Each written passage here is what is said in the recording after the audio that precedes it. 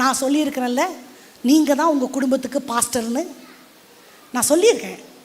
எங்கள் அப்பா பாஸ்டரு, எங்கள் அம்மா தான் எங்களை குடும்ப ஜெபத்துக்கு எழுப்புனதான் எனக்கு ஞாபகம் இருக்குது.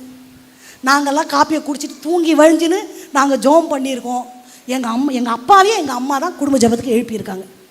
எங்கள் அப்பா வெளியே போய் பிரசங்கம் பண்ணியிருக்கிறாரு, சர்ச்சை நடத்தியிருக்கிறாரு. ஆனால் குடும்ப ஜெபத்துக்கு எங்கள் அம்மா தான் கூப்பிடுவாங்க. எங்கள் அம்மா தான் பைபிள் எடுத்து வச்சு காலையில் காப்பி போட்டு எல்லா பாட்டு தொடங்குறது அவங்க தான், பைபிள் படிக்க வைக்கிறது அவங்க தான், ஜெபம் பண்ண வைக்கிறது அவர் தான். எங்கள் வீட்டு பாஸ்டர் எங்கள் அம்மா தான். ஆமாம், அதை நான் தெரிஞ்சதுனால கை தட்டுறாங்க அக்காங்க.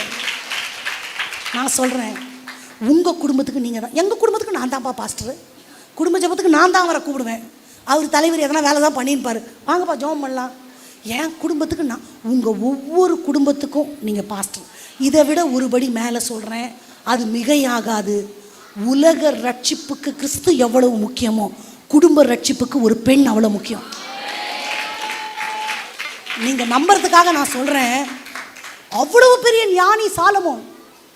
சாலமோன் ஞானியானாலும் பாட்டு இருக்குல்ல, அவ்வளோ பெரிய ஞானம். அவருக்கு இல்லாத ஞானமே இல்லை.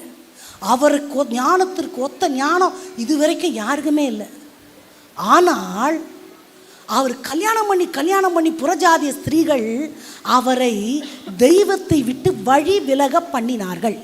உங்களுக்கு தெரியுமா, மொத்த மந்திரவாதத்தையும் மொத்த பிளாக் மேஜிக்கையும் தன் கைகளால், பில்லி சூனியங்கள் மந்திரவாதங்களில் தன் கையால் எழுதினவர் சாலமோன்.